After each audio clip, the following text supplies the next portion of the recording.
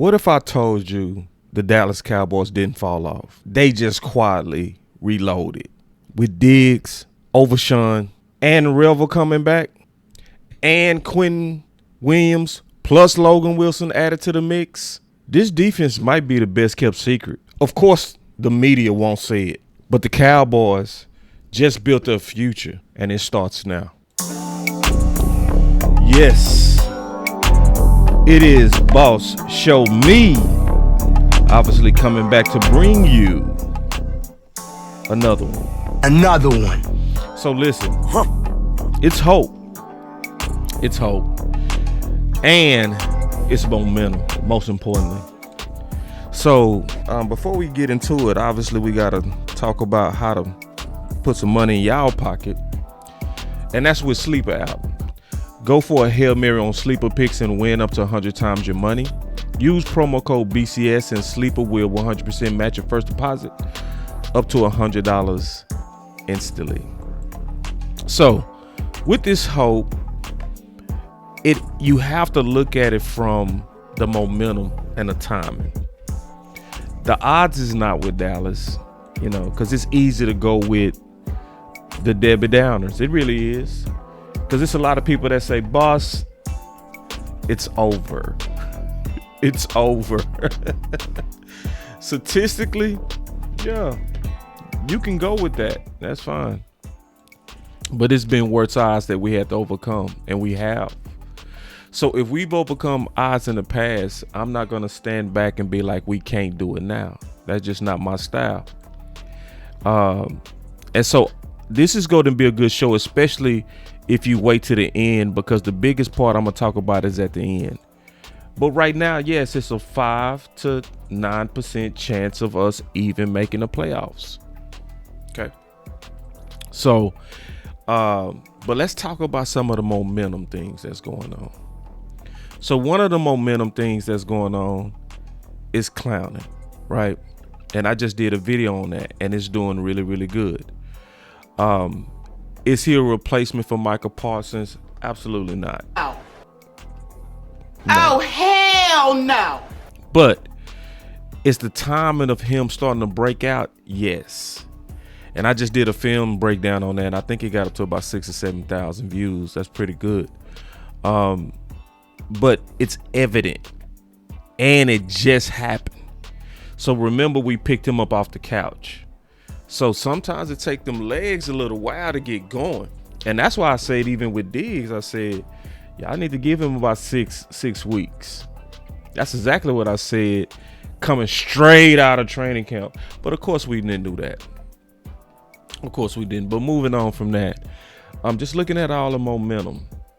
So then obviously Quinnen Williams is huge momentum, because what he does is he adds a factor that helps the other guys. That's what we had with Micah, a chess piece, right? A chess piece that helped everybody, because the focus was so much on him that it caused a lot of one-on-ones with the other guys. That's why the defense numerically was always better when he was on the field. And we have that now again with Williams. So that's absolutely momentum going in our direction, right? One of the big keys is now Logan, right? So Logan is basically a upgrade of Sanborn, a much higher upgrade of Sanborn. Because Sanborn, he would see it, right? He would be in the right place, but he wouldn't make the plays when he was there. You're not getting that with Logan. You getting a guy that sees it, diagnoses it fast, and more importantly, he makes the play when he's there. And he's the guy that's going to also make sure that people are lined up correctly. And when you have that guy and you have a better front, that automatics makes what? A better defense, a better run stopping defense. So a lot of the momentum is really coming together right before our eyes, and these guys are getting rested right now. So Quinnen was already on a bye, when he got acquired by Dallas, to the point where he said on his initial press conference, he's going to have to get with the trainers to get him some wind sprints to simulate playing the game to keep his wind up. And that tells you the professionalism he has. He say he's going to get with the Dallas trainers to make sure he get him about 60 wind sprints this weekend, just to simulate having to run around 60 wind sprints on his own. Take it easy on my back. Take it easy on my back. So then another thing I've been keeping up with, and if y'all been on this channel, we've been keeping up with this heavy, is the return of Revel and Overshown. And this ain't something that they've been working on slowly or fast, rather. This has been a continual smart ramp up. I even did a video on that one called It's Time. I'll link it. I'll make sure I put the link in the description and the top hand corner. But all of this stuff is getting ready to roll out right now. All of this stuff is getting ready to roll out right now. So a couple of more things that's important that we've talked about this, but now we get some more important news. Because there's been a lot of talk on, man, they need to trade Trevon. Now, yeah. No, the trade deadline is behind us now.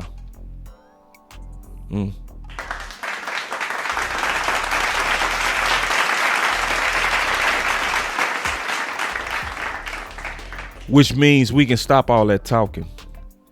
We can stop all that talking about trying to get rid of an asset, right? I don't care if you saying he's not what he used to be. The question is he better than the other guys that's out there? And that answer is yes. So he's right now even being rested and better managed. And there's no more trade talks because the trade deadline is over. It's only going to be a matter of is Revel coming in looking as good or better? Because if he is, then you don't even need to have no more talks about Trevon. But if he is not, you already have a plan B sitting in the wings that's ready to go and is also rested. So you have a lot of momentum going into the second half of this season, including Butler, the forgotten corner, who was playing really, really, really good last year before he had his ACL. So listen, it's so much momentum. Something is going to have to work. Period. Something is going to work. So this is the deal. One of the most important things that's going on right now is the massive emerging of Pickens. That's why I'm saying it's hope. And that happened because of the absence of CeeDee Lamb. When CeeDee Lamb went out with that high ankle sprain, that gave Dak, as well as obviously Pickens, an opportunity to kind of start gelling with each other. But now it's got to the point to where even opponent defenses are showing more fear for Pickens than they doing CeeDee Lamb. In the Denver game, they assigned their number one corner to him, and they was putting doubles on him out of pure fear. And that was with CeeDee Lamb on the field. So you have a lot of momentum that's picking up quietly. Most importantly, with the acquisition and all the focus that's just been happening on defense, what we praying is that now Shotty can go ahead and say, we gave you some pull-up Pampers, Eberflus. We gave you a lot. Do I still have to hold your hand? I mean, we've given you the world now. What else do you need? Can you pull up your own Pampers, sir? Because if he can pull up his own Pampers because they gave him some pull-ups some help, some depends, maybe I ain't got to hold your hand. And if he doesn't have to hold his hand, that means Brian Schottenheimer is able to go back to building that number one offense. Is there a coincidence that the offense started to look weird when he was babysitting Eberflus's defense? See, now that's not the case. That's not the case. So we can look at these odds, right? And we can say, boss, it's over. You can. But that's why it can't be just about numbers. You got to be able to look at all of it. The trades we made, the people that's coming back, the people that we've been waiting on, the clouds that's removed. It's no more clouds on, are we going to trade Diggs? Oh, that's now foolish talk. Now it just makes sense to keep him around for insurance in case this thing turns around. And if we get hot, we're going to want him. But the most important thing in terms of hope, okay? If you fell asleep during this whole thing, I really want you to wake up right now, because I'm finna tell you the most important things in terms of hope, where we can really sit back and truly enjoy the ride. That's what I want for Cowboy Nation. Regardless of what happened, we want to be able to enjoy the ride. This is why I believe we can enjoy the ride. Hear me out. My final point is my most important point. Listen. But certainly we'll do a real deep dive on putting some personnel together, whether it be through the draft. This is January 27, 2025. He said we're going to do a deep dive of draft and free agency. Listen. Free agency, I know, typically that's not been the way we've done this team, but we'll.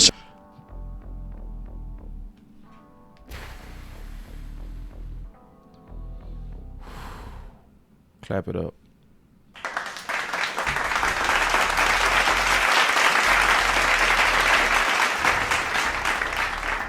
Typically, this is not how we've done this team. So in the offseason, it got so bad to where they had to actually reevaluate their method of team building.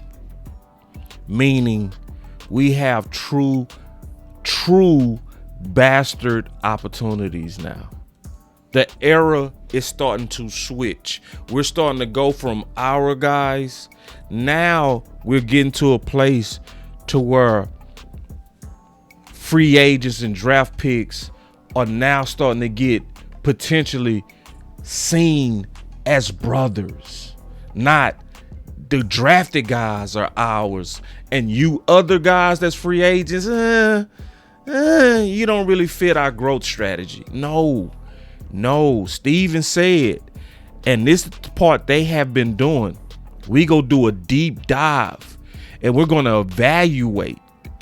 We're going to evaluate and we're going to measure, because we have to change. See, listen, when we had them 12-5 teams, they was mostly built on drafted guys and kind of shooing free agents. We used them, but we didn't really appreciate them. But now he said we are doing a deep dive. We looking at this thing different. Listen again. But certainly we'll do a real deep dive on putting some personnel together, whether it be through the draft, free agency. I know, typically that's not been the way we've done this team, but we'll certainly look at it and, put really good, not only players, but good football character people with some of the men we have in this room right now. And we have a lot of great players on this team. Yep. And that's what we seeing. So if you're a praying person, I'm going to tell you what you need to be praying for right now. You need to pray for continued epic success with our free agents, because they are measuring this right now. And right now, is adding up real good. Because if Dallas takes this and gets away from, that's the most important thing is if you pick them, you got to use them. If they can get away from that philosophy, that one, that's the most important thing is if you pick them, you got to use them. It's hope. It's hope. It's not even just hope for now. It's hope for your Cowboys' future. So, yeah, regardless of whatever happens, Cowboy Nation, let's enjoy this ride. Because we've seen things now that we haven't seen in 30 years. At this point, if you let your joy just get stumped on, because even if we don't win, and let's say we end up going with the 5%, 8% chance, cool. But it's the fact that we're building and we have an opportunity to finally start treating the free agents like sons. And that's going to get us over the hump eventually. And that's, to me, always been our biggest problem. Did we drop the ball on Michael Parsons? Yeah, we did. Don't ever let nobody lie to you and act like we didn't drop the ball. We clearly dropped the ball on Michael Parsons. His cap hit is literally only $9 million right now.